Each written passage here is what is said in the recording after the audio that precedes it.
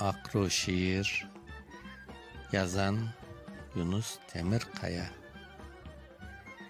Men bilgen kızlarımın iyisi edin sen.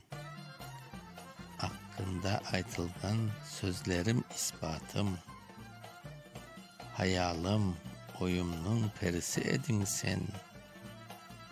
Başını baylavga olmadı fırsatım. Uygunsuz al etti işimi çok keder. Lakin ben seni hiç unutup olmayım. Yetişip olmadım aslına ey cevher. Artık hiç indemey, tınç turup olmayım.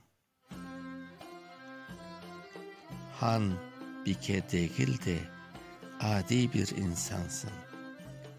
Tatlı bir tilifi var, sidane gözlerin.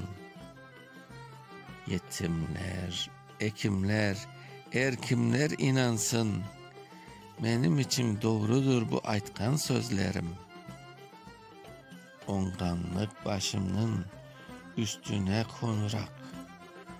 Vaktinde seni de erkelep asradı. Hakiki şiirinin sözlerden yanarak. Yaş şair sana bu heykelini yaşadı. Şaftınak toktamay şiirler yazsam az. Alman ol şay kız arzuna illa yet. Sensiz hiç bu dünya terazi basamaz. Yetişmez ona bir türlü bal şerbet. Nazlılık, şaylık senin hiç yasamaz. Okuyan Mustafa Şansa.